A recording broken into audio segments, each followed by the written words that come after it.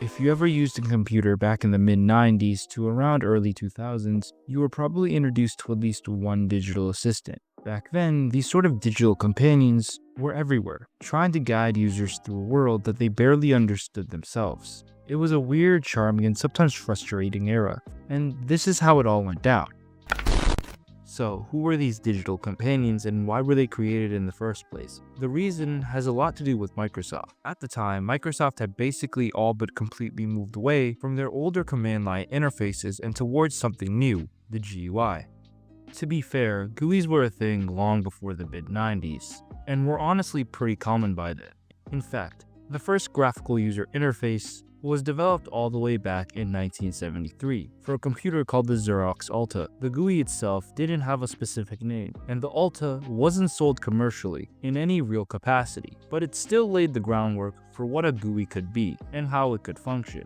The early work on the Xerox eventually led to the Xerox Star in 1981, which was the first commercial system designed entirely around a graphical user interface. While the Star was expensive and didn't sell all that well, it heavily influenced what came next. GUIs became more mainstream with the release of the Apple Macintosh in 1984, which brought more of a refined, affordable graphical user interface to customers. Then came Microsoft Windows, starting with Windows 1.0 in 1985, but it wasn't until Windows 3.0 in 1990, and especially Windows 3.1 in 1992 that things really took off, because IBM and their PC compatibles were much cheaper and way more widespread than Macs. Microsoft Windows ended up becoming the dominant way most people experienced the GUI. The goal of this was obviously to make PCs as easy to use as possible.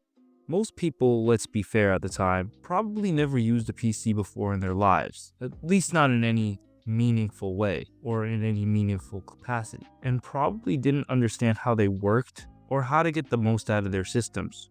There was apparently this weird study that proved something about people feeling the same way towards computers as they did other people. I don't understand it at all, but okay. Essentially, for all intents and purposes, Microsoft really wanted it to be easy for you to understand what a computer was and how it worked. This all led to the creation of Microsoft Bob in 1995. This was essentially a cartoonish interface that presented itself as a house. The user was guided through this house by very bizarre assistants, ranging from everything from a dog to a dot to a wizard to a scientist even. In fact, there's a long list of apparent assistants that came with Microsoft Bob. And that's not even mentioning Bob himself, who I guess doesn't really do anything, but is kind of the face of the whole Microsoft Bob brand. I mean, it's called Microsoft Bob. The main goal of Microsoft Bob was essentially to personify everything and make things as self-explanatory as they possibly could be. But in execution, this didn't exactly work out the way you would think. If anything, it made computers even harder to use. For example, if you wanted to access, I don't know, a note or a document, you wouldn't just click a note or document icon, you would click a note on a table. If anything, it would be kind of confusing to know what to click and what not to click, or even how to go back or do basic things, because you're basically just playing in a cartoon house. And yeah, this was actually made for adults, not for children. I know, right? Yeah, it's true. Most people didn't like command line interfaces, as if you weren't a total computer geek, you probably wouldn't have very much fun interacting with them. Older GUIs were still kind of hard and annoying to use, but the issue here is that with Microsoft Bob, they kind of went too far in the opposite direction. Instead of having you figure out anything by yourself, they basically held your hand throughout the entire process, which made it super annoying, and ironically enough, made it harder for users to even know what they were supposed to do. Ironically, I think they had a lot of the right ideas, even back then with Microsoft Bob. In 2025, it might seem weird why a computer interface would go so far with its personification of its key functions.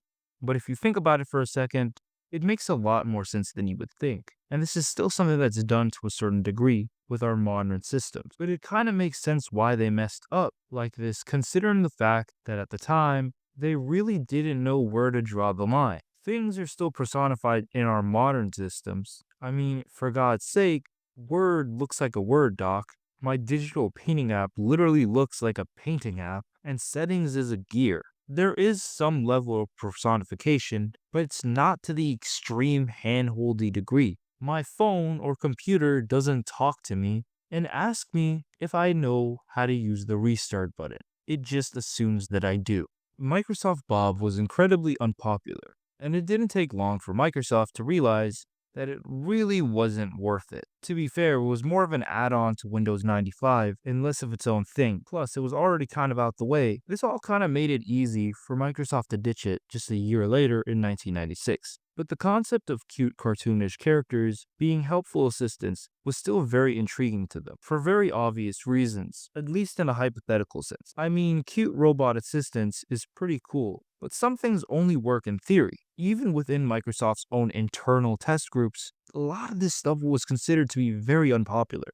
In fact, the test groups absolutely despised Microsoft's attempts with the new assistants that they were attempting to launch. Outside of just the hand-holdy nature of these assistants, a lot of the users described them as kind of creepy. In focus groups, apparently certain female participants felt as if these new AI assistants were staring at them or leering. Strangely enough, Microsoft wasn't really deterred by any of this at all, and decided to release Clippy anyway. A theory that a lot of people have as to why Microsoft continued with this AI assistant thing, even though it was considered to be pretty unpopular, has something to do with the AI assistant thing being pushed possibly by Melinda French, who later became Bill Gates' wife. Is this true? Honestly, I don't know. I mean, say what you want, but Clippy was incredibly unpopular. I mean, there's even this theory that Clippy's development name, TFC, secretly stood for the fucking clown. But that seems to be nothing more than an urban legend. But honestly, there's no real way of us knowing.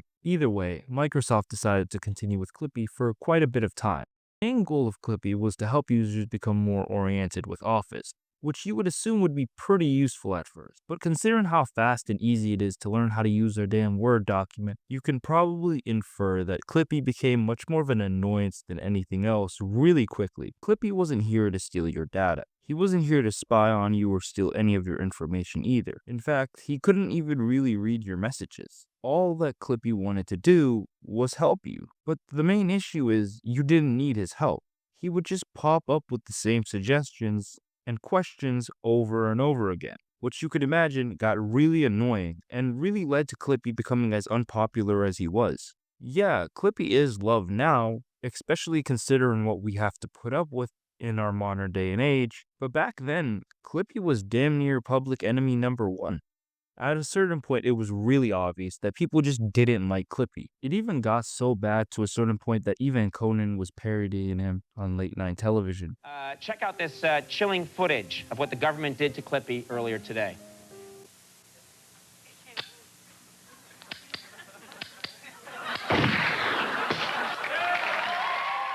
It seemed like even Microsoft was in on the joke as they didn't really seem to defend him. You know, typical of a big corporation. Leave the underpaid employee out in the cold. JK, but honestly, this led to Microsoft removing not only Clippy, but all Microsoft assistants in Office 2007. Although, Clippy did make later appearances. For example, Microsoft commissioned a cartoon to promote Microsoft XP, which heavily featured Clippy. I guess one of the selling points of Windows XP was the fact that Clippy wasn't going to be involved at all. Oh yeah, at some point Microsoft ended up hiring Gilbert Gottfried to voice Clippy after they discontinued him as some sort of joke.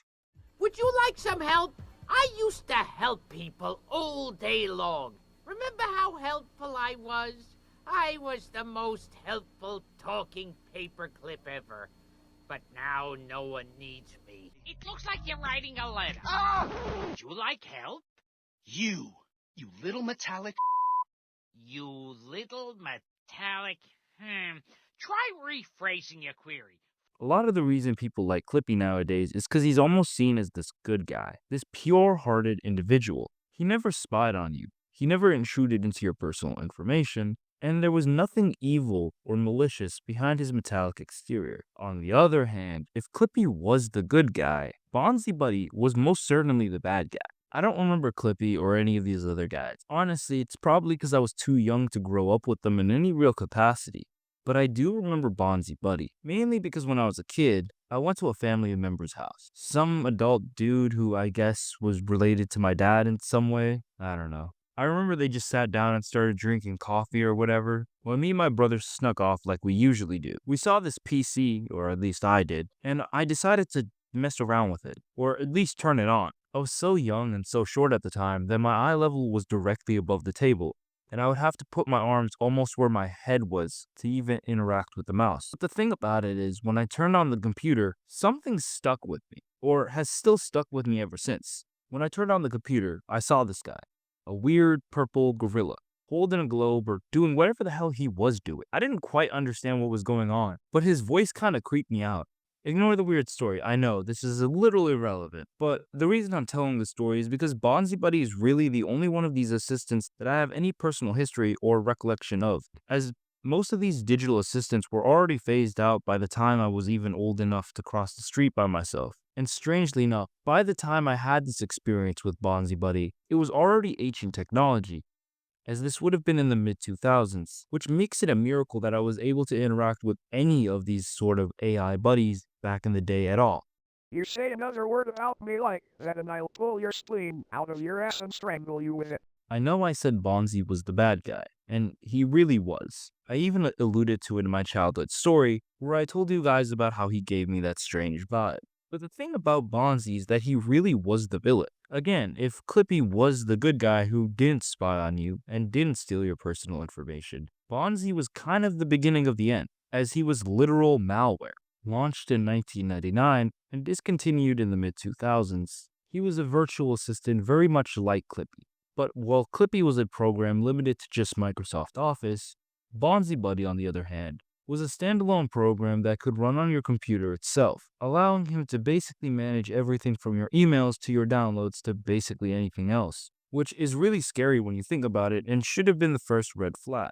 Now, mind you, BonziBuddy wasn't something that came with Windows or Macintosh or anything like that. Bonzi was a full-on third-party application that you would literally have to download on your device, which is quite questionable when you really think about it. Now, at first, people really wouldn't have noticed that much wrong with Bonzi. But here's the problem. At a certain point, Bonzi began to abuse his power, which led him to do everything from showing fake error messages to feeding you unwanted ads you never asked for, and continuously bombarding you with pop-ups. At some point, Bonzi would even change users' homepage to bonzi.com, which is just plain ridiculous.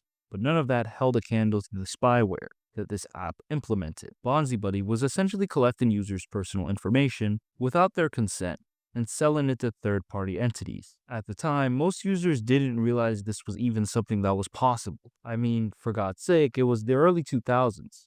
But on top of all those cardinal sins, BonziBuddy had the nerve to become a subscription service basically out of nowhere. While the original version was kind of free, you couldn't access all its features unless you paid for them outright. These features could be anything from an email reader to fun facts, which you had the option to buy separately or bundle with your subscription service. But since buying all these things separately would have really started to add up monetarily, it did make the subscription more appealing, oddly enough. What's even stranger is that it seems like they even offered physical rewards at a certain point. The only documented item I could find was this BonziBuddy plush, which honestly I kinda do want. I don't know, it's just something about it. Eventually, a class action lawsuit was filed somewhere around the early 2000s. It didn't really stop them much, but just a year later, the FTC hit the Bonzi developers with a $75,000 fine for violating COPPA, the Online Child Privacy Protection Act. Somehow, this was enough to cripple them.